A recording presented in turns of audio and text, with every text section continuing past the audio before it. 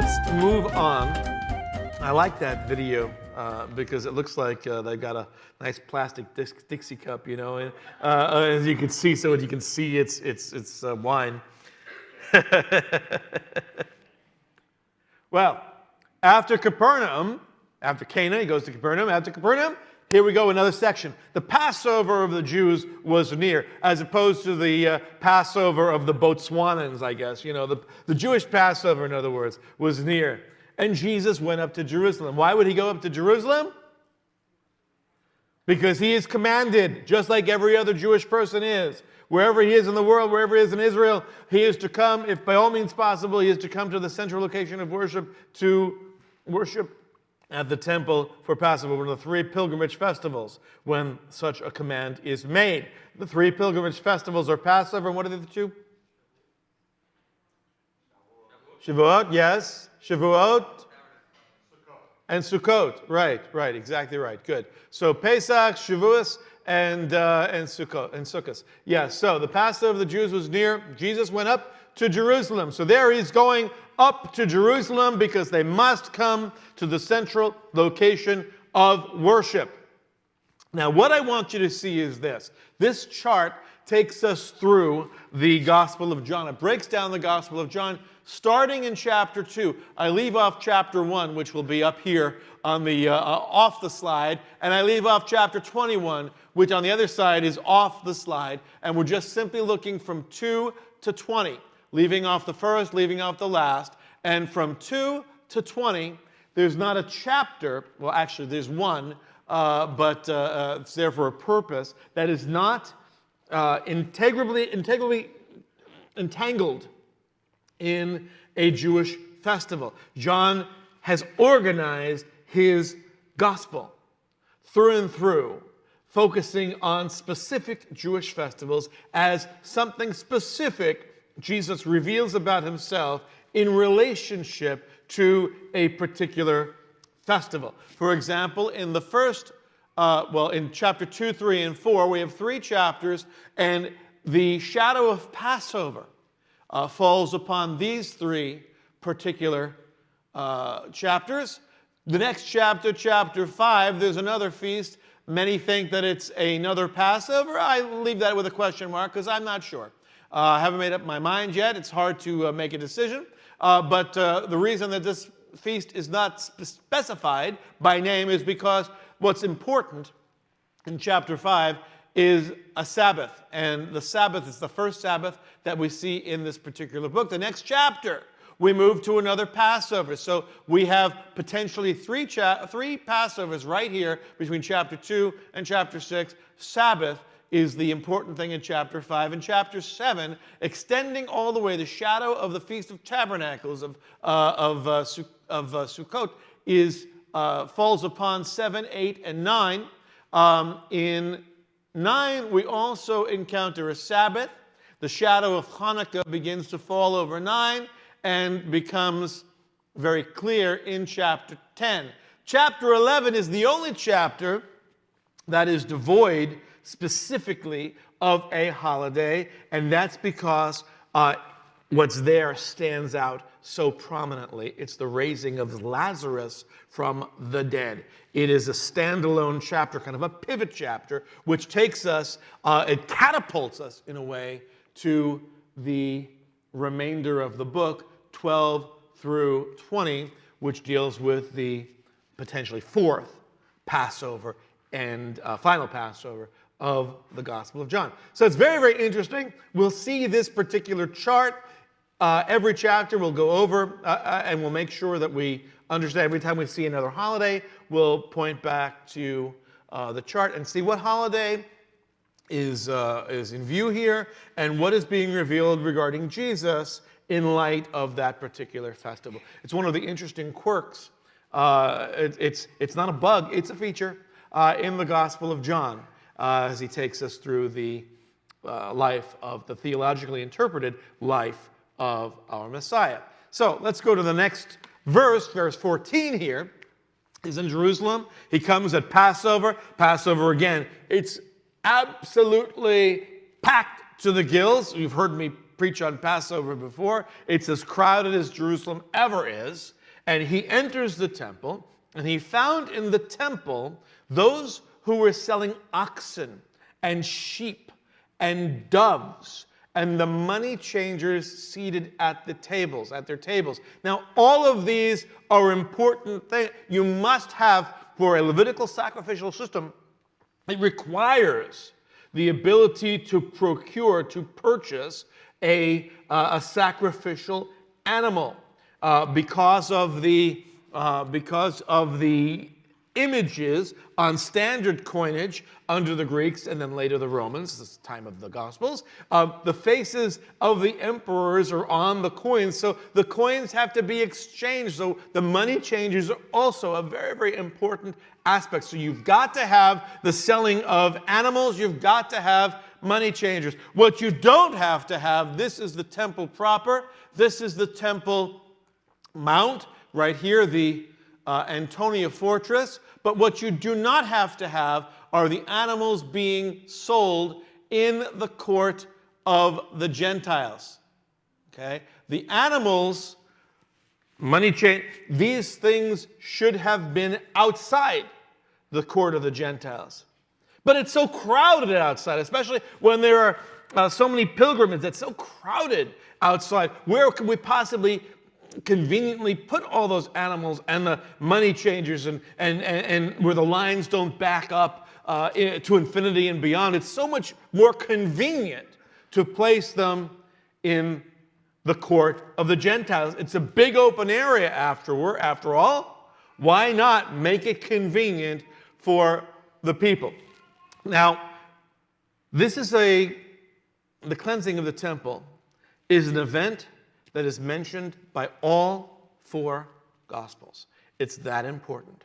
Now, what makes John different is that Matthew, Mark, and Luke all have the cleansing of the temple immediately follow the triumphal entry into Jerusalem, the last week of Yeshua's life, and demonstrate it's his final challenge to the leadership of the Jewish people, and the final challenge that it's the straw that breaks the camel's back. And Jesus' time is very limited from that point on. They have now a target on his back. John places the cleansing of the temple, turning over the tables, places it at the front end of the gospel. The story is taken, now, and it's not provable one way or the other, so don't get me wrong. There are several good teachers who teach that there are actually two different times that Jesus turned over the tables and cleansed the temple. One at the beginning of his ministry, as John puts it, and one at the end of his ministry, as Matthew, Mark, and Luke put it. My position is probably a majority position, but majority doesn't determine truth, right? So, I could be wrong. But my position is that John has taken this story, taken this event, and because it's such a familiar event, in fact, it's found in all three Gospels, so everybody knows what happens during Passion Week, he takes it specifically and front loads the story at the beginning, and basically Jesus has a target on his back throughout the entirety of John's Gospel. He challenges the leadership of the Jewish people from the very beginning. I think that makes sense, but you'll have to make a determination for yourself, and people wind up in either camp. But this is my position. Let's look and see how Mark, who gives us the most detailed presentation aside from John of this. Let's see how Mark does it. And they came to Jerusalem, and he entered the temple and began to drive out those who were buying and selling in the temple, and overturned the tables of the money changers and the seats of those who were selling doves. And he would not permit anyone to carry merchandise through the temple. If you can imagine the merchandising of the temple courts was something where the court of the Gentiles specifically, where Gentiles a place set aside for Gentiles. And again, we've already demonstrated we have some Gentiles in the house today, where Gentiles were allowed to worship the God of Israel. So imagine the fury that Jesus would have encountered seeing the house of God becoming an emporium, a house of emporium, a house of a bazaar. I see it something like this. All right, so, okay, great, thank you. So imagine, if you will, that how we would, if we all of a sudden had Beth Sar Shalom, the T-shirt. Well, sometimes people do. Beth Sar Shalom, the commemorative plate. Beth Sar Shalom, the flamethrower, or what have you, right? The game, the home game that you can all play at home. It's a surprise for any religious, serious Jewish person. A convenience, yes, but if you really have a concern for Gentiles being able to worship within the temple in a way that is not distracting, that doesn't smell of a menagerie, where cattle aren't taking up the space that, sheep taking up the space that Gentile worshipers could be taking, where they could concentrate instead of being noisy. This is from a book somebody wrote that I recommend to you. Annas, who's the high priest, the godfather high priest, basically. He becomes the high priest right after Jesus is born.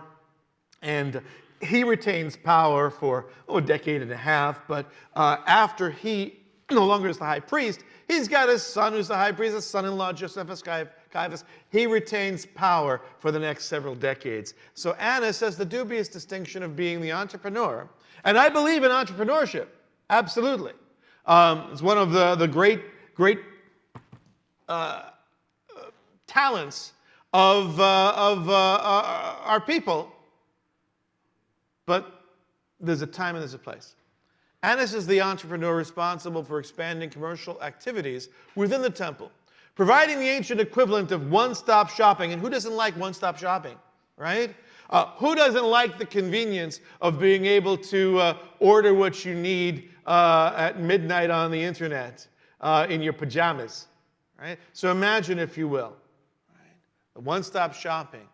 Annas and his familial successors in office, his sons-in-law, his grandson, intensified the scope and variety of financial transactions within the outermost temple court, which is called the court of the Gentiles, as you know.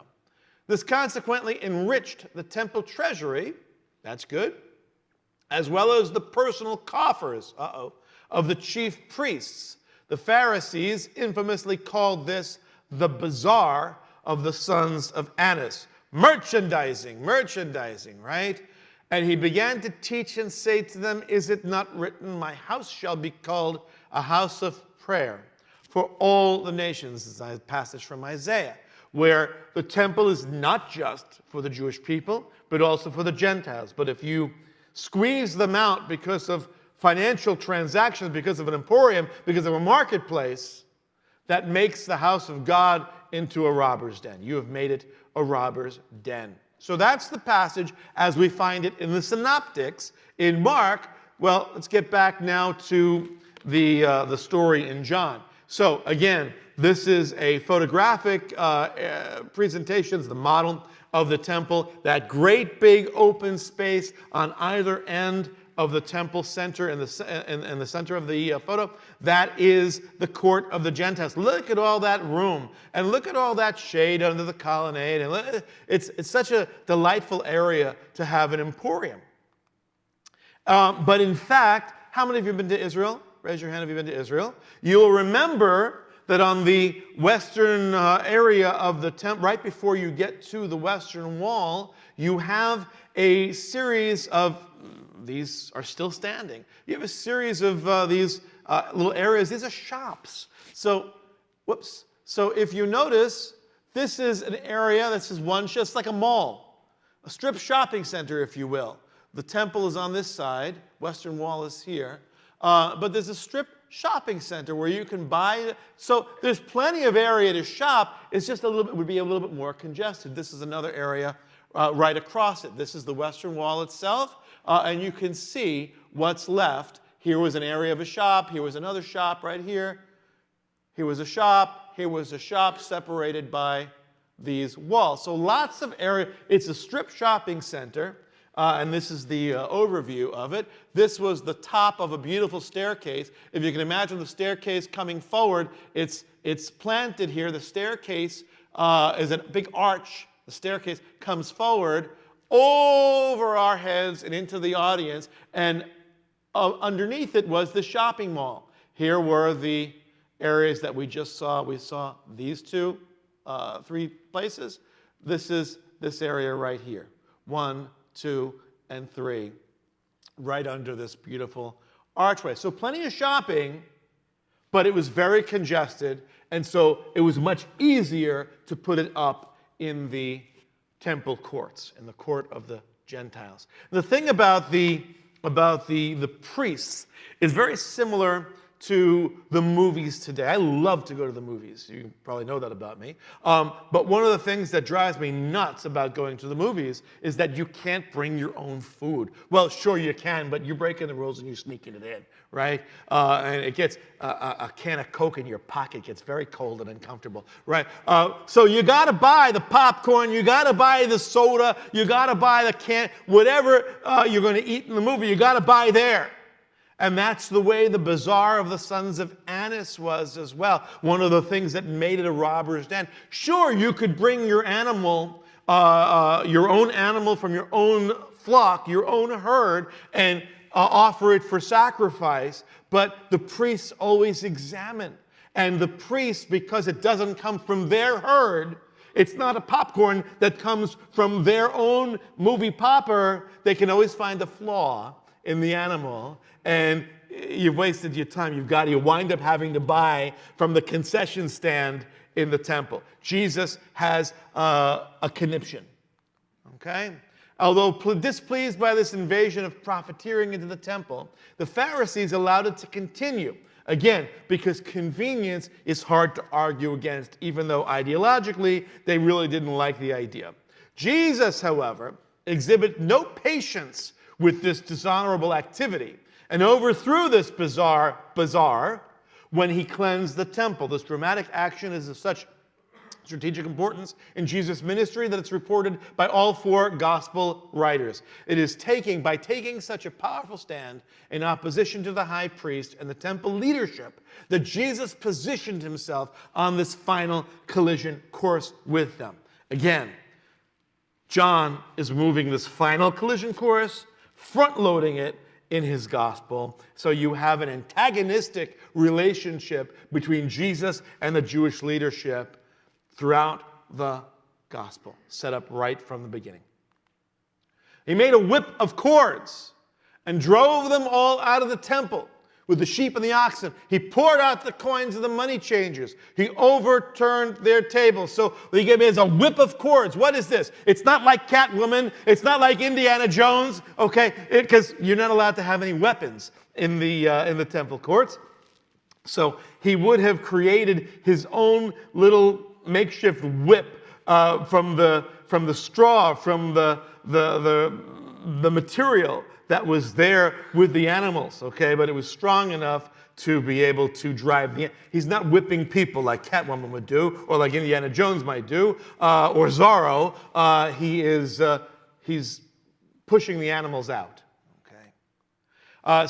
And this is not an Occupy situation. This is not a political action. If it was a political action, the Roman soldiers in the adjoining Antonia fortress would have intervened. This is purely a religious action. It is a dramatic, prophetic action, not a political act like occupy the temple and anything like that. No. He makes his point and he moves on. Regarding the money changers, we have in the Mishnah, the money changers aren't there year-round. They're there in preparation for Passover, and they're there for the pilgrimage holidays, and they're there specifically for the collection of the temple tax. Every Jewish person had to give an annual tax. But you couldn't give a coin with Caesar's face on it. That would have been idolatrous. You had to change it for the Tyrian shekel. So on the 15th of the same month, Adar, it's a month before Passover, they set up money changers' tables in the provinces. On the 25th of Adar, they set them up in the temple. So you could have changed. Remember, you have highways and byways, and the entrances to various different towns and highways. You had money changers in all the highways and the byways. But 10 days later, they also have them in the temple courts as well for Passover and for this annual collection. Once they were set in the temple, they began to exact pledges from those who had not paid. This is from Tractate Shekalim 1:3. This is the Tyrian coinage, the coinage that was exchanged, that you received, that you could give to the temple because it didn't have the idolatrous imprint of Caesar's face on it. And to those who were selling the doves, he said, take these things away.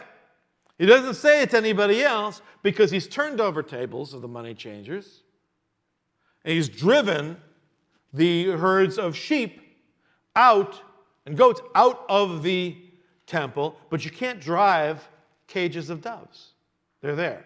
So he has to tell the dove sellers, take these things away.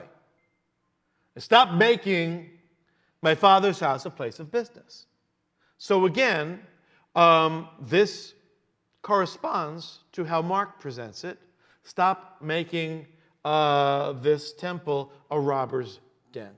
Right? My house shall be called a house of prayer. Now, very interesting here, and not to be overlooked, is Jesus' use of the term my Father's house. In fact, there's a word play here. It's like, okay, the contrast between my Father's house and a house of emporium, house of business. So house of business, Father's house. Business house, Father's house. It's my Father's house, not a business house. But the fact that he calls the temple his Father's house, that ties into the prologue and the relationship that we see, the tight relationship between the Father and the Son. And we have it almost nonchalantly. They don't actually make a big deal out of the statement, but I make a big deal in reading it. My Father's house. Jesus has the authority over the temple because it's his Father's house. It belongs to his dad. And therefore, he has the authority to push people out of a particular room or particular area if he wants. So stop making my Father's house a place of business. Business is fine. You need business. For temple worship, you've got to have buying and selling. You've got to have money changing. You've got to have animals. But you don't have to have them in the court of the Gentiles. You don't have to have them in the temple precincts. Outside. And so when Jesus shows up in the temple and makes such a hullabaloo, which, by the way, is Hebrew for hullabaloo. Behold, I am going to send my messenger. The Italian prophet wrote this 400 years before the time of Jesus, Malachi. Malachi. It prophesies in preparation for the Messiah. Behold, I'm going to send my messenger, and he will clear the way before me. And the Lord, whom you seek, John, by the way, the messenger who clears the way before. Make straight paths, right? And the Lord whom you seek will suddenly come to his temple. And the messenger of the covenant in whom you delight, behold, he is coming, says the Lord of hosts. And who can endure the day of his coming? Who can stand when he appears? Certainly not the money changers, not the buyers and the sellers. For he is like a refiner's fire and a fuller's soap. So Jesus truly acting prophetically, albeit dramatically, makes a strong point about who has the authority over what's going on in the temple. Is it Annas and Josephus Caiaphas, his son-in-law, and all of the other chief priests and the whole Levitical mafia? Or is it Jesus. That's why John front loads gets right to the action. I like sometimes when a movie begins with something from the end and then you go backwards and you see how that... I like it because it sets the stage very nicely. And John is different than the chronological Gospels. Later on, Jesus doesn't actually say this here. Later on, his disciples remembered that it was written, "Zeal for your house will consume me." And that's written in Psalm 69:9. "For zeal for your house has consumed me. The reproaches of those who reproach you have fallen on me." So the disciples later on make the connection between the action of Jesus and this particular psalm. So this doesn't tell us if Jesus quoted Isaiah 9 or if Jesus quoted, or not Isaiah 9, the Isaiah passage or Jeremiah. It doesn't tell us. It simply gives us the actions. Doesn't mean he didn't. That's one of the reasons that I think that if this is indeed just one cleansing of the temple, and John has moved it forward. So, this action is going to provoke a reaction.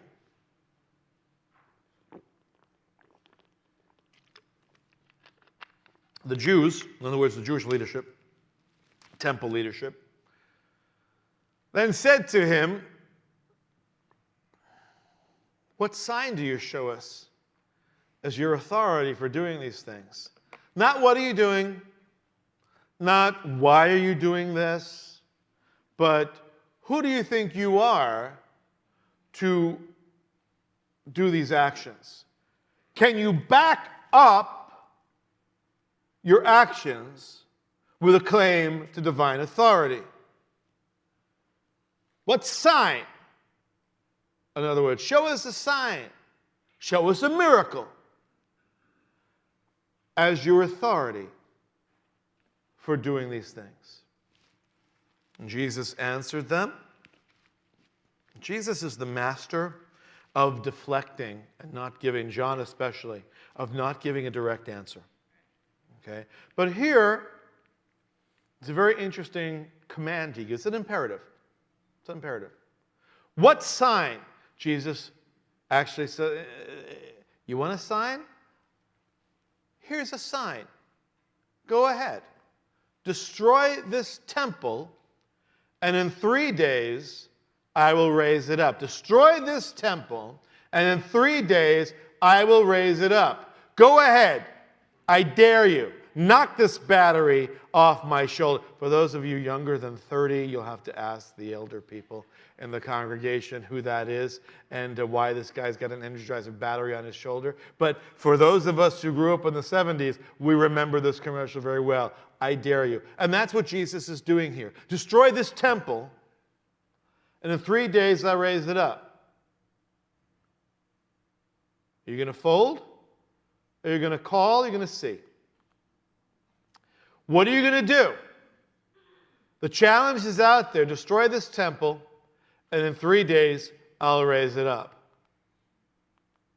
In fact, you'll remember at the trial of our Messiah, this was one of the statements that was made against him.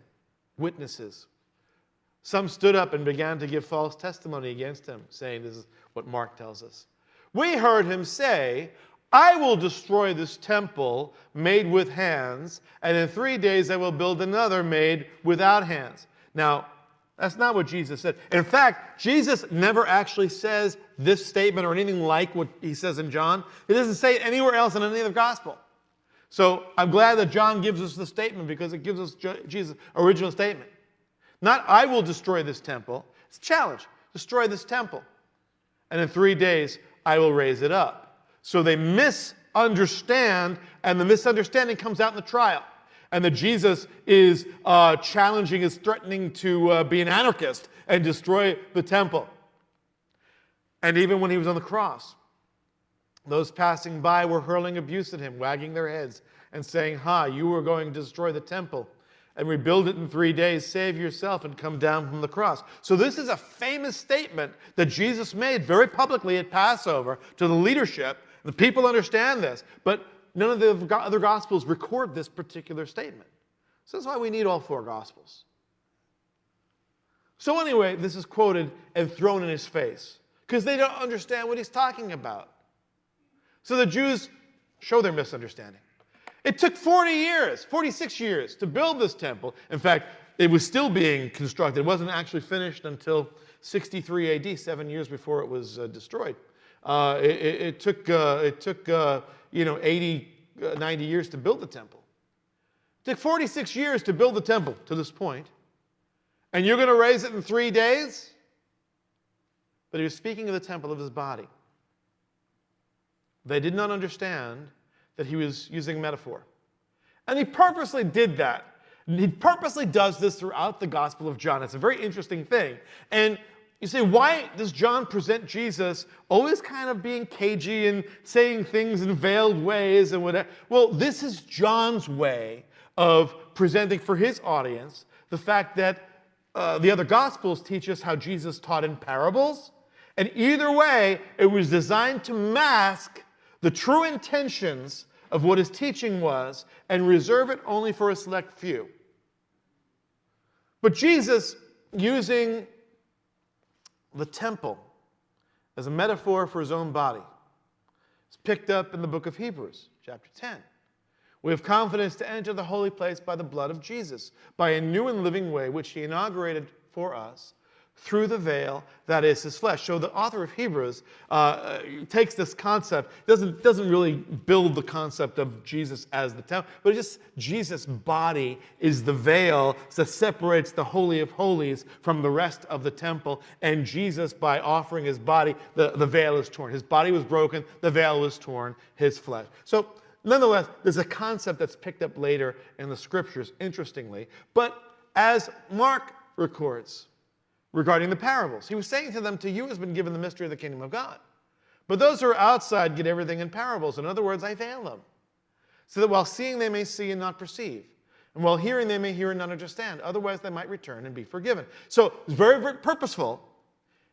I only teach clearly to those who are going to receive it. To those who don't receive it, I'm going to be a little cagey. And if they don't press further and say, what? If they just simply lean on their understanding, I'm going to leave them in their misery. Going back to John, so when he was raised from the dead, his disciples remembered that he had said this, destroy this temple, his body, and I will raise it in 3 days. And they believed the scripture and the word which Jesus had spoken. Well, we know the word that Jesus had spoken, destroy this temple, in 3 days I will raise it up again, speaking of his body. But what scripture? Well, we go back to Messianic prophecy.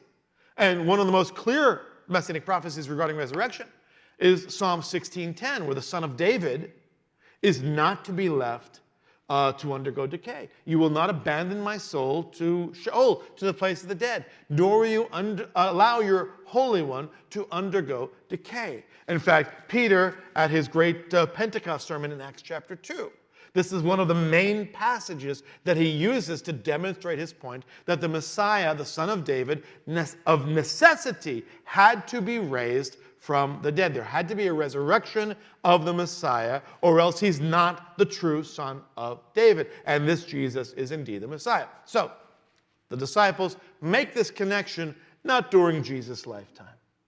They make it after his death and resurrection. They make that connection. John is always very clear to tell us we were not the sharpest crayons in the box while Jesus was with us. They needed the Holy Spirit to bring things to mind and to tie all the pieces together, to dot all the I's and cross all the T's. Now, when he was in Jerusalem at the Passover during the feast, many believed in his name. So many Jewish people, many pilgrims, at the Passover in Jerusalem, they believed in his name. They believed in his authority. How come they believed in his authority? Same reason the Jews wanted another sign to demonstrate that Jesus had authority to do what he had done in the temple courts because of the signs, because of the miracles that he was doing. Here's another clue that there's a lot more going on in the life of Jesus than we have recorded in the Gospel of John. Obviously, in the Gospel of John thus far, we've only seen him do one sign, and that was turning water into wine. And those Jewish pilgrims at Passover, they didn't see that. So there's a lot going on, a lot of signs, a lot of miracles, a lot of teaching going on in Jerusalem during Passover here that we are not privy to, but the population of pilgrims and residents in Jerusalem were privy to. And they observed those miracles, they observed those signs, and they believed in his authority. So in other words, there's lots of stuff that's going on that John doesn't include. Why does John include the 7 signs that he includes? Because those are the big ones that he wants to focus in on. They're enough, in other words, in John's mind, so that you will be able to believe and put your trust in the Messiah. And if you've already put your trust in the Messiah, you will continue. Your resolve will be strengthened to continue to believe in the Messiah. What is it to believe in the Messiah? It is to receive him as God's anointed one, as the Messiah, as the Son of God, as the Son of Man, as the prophesied agent of God. So they observed the signs which he was doing. So again, lots and lots of signs which are not included here, many of which are included, thankfully, in Matthew, Mark, and Luke. So put them together, and you get a nice itinerary of what Jesus did during his time in Jerusalem at the Passover. The passage ends here. But Jesus, on his part, knowing that people were believing in him because of the signs, was not entrusting himself to the people, for he knew all men, because he did not need anyone to testify concerning man, for he himself knew what was in man. So it's kind of a wordplay going on, a connection here. The people believed in Jesus, but Jesus didn't believe in the people, because their belief was very shallow. And the testimony of the Bible is very, very clear that if your faith is based on the miraculous, if your faith is based on signs, if that's the primary issue for you, then it's a very shallow faith. Right? And oftentimes, when pressed, that faith doesn't last. It doesn't stand up to the tests. You need the signs and you need the teaching. You need the content that is connected to the miracles that Jesus. There's no miracle that Jesus does throughout. There's no miracle that the apostles in the book of Acts do that's not connected with demonstrating authority to believe the teaching that they're sharing. So how do you know that Jesus' teaching is authentic? How do you know that Jesus had the authority to turn over the tables and drive out the animals, no small feat, with a makeshift scourge whip? A lot of power, personal charisma. How do we know he had the authority? Jesus told you, here's how you're going to know. In 3 days, destroy this temple, and it will be raised up again. So if Yeshua was raised from the dead, then we can trust that he had the authority to do what he did. Put yourself in the shoes of the Jewish people of the time. It's something that they couldn't possibly know, well, when will this ever play out? We, benefit of hindsight, 2,000 years later, we say, oh yeah, well, just in a mere 3 years, Jesus, well, in fact, if this is actually front-loaded and actually occurred the week of Jesus' death, in a mere few days, Jesus is going to die, you're going to put him to death, and he's going to come back to life. And that will validate everything that he said, and everything previously that he said. Everything previously, everything afterwards. He has the authority. So that's the one sign that you can. That's the only one, the one miracle, if you will, that you can stand on and trust. Jesus rose from the dead. The third day. Now, Jesus knows what is in the heart of man. And that's how chapter 2 ends. But there's no chapters in the original gospel. It's one big story. And when you break it, you lose the thread. So I want to just give you one more verse in chapter 3. Remember what Jesus said? He's not entrusting himself to men, for he knew all men. He did not need to testify concerning man. He knew what was in man. Now there was a man from the Pharisees. So we go from Jesus not trusting man, knowing full well that a lot of people are believing because of the signs. By the way, this guy is going to be one of them. Man of the Pharisees, named Nicodemus, a ruler of the Jews. This man came to Jesus by night and said, I'm afraid I'm going to have to leave you in suspense. But I wanted you to see the bridge between what Jesus does in the temple at a Passover and the next conversation, which is a very important conversation, Nicodemus, that he has in chapter 3. You don't want to miss this particular chapter, this next passage that's coming up. You don't want to miss it. We will see together how this passage informs the conversation. This is not just chapter 3 doesn't exist just so that you have a big banner to hold up at a football game, right? But we'll get into it next week. For the time being, I'll leave you in suspense. I want to just challenge you. I challenge you to put your trust in the Messiah. If you've not yet put your trust, he makes big claims, big, bold claims.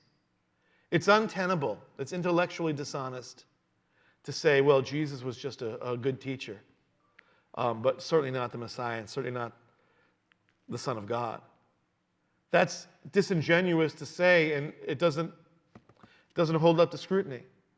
Because the claims that Jesus makes, the outlandish actions, I mean, truly, he walks into the temple and starts knocking things down. He makes himself a little makeshift weapon and starts driving the animals out, yelling, making a big to-do. Who does he think he is? He walks in like he owns the place. And so, if Jesus is not the Messiah, he's not a good teacher. He's a charismatic lunatic with a very, very inflated self-perception. But if he was who he was, and it rests on one action, and one action alone. Did Jesus die and 3 days later come back to life? Never again to die. And if that is true, then everything that Jesus said is to be followed. So if you haven't put your life in the hands of this individual, don't put that off. Take an opportunity to say, I trust, I believe, and by believing, I receive. And when I receive, I have believed. And when you become a believer, when you are a follower of Jesus, when you have received him, he gives you the right to become a child of God. I invite you to take that step. We'll continue next week.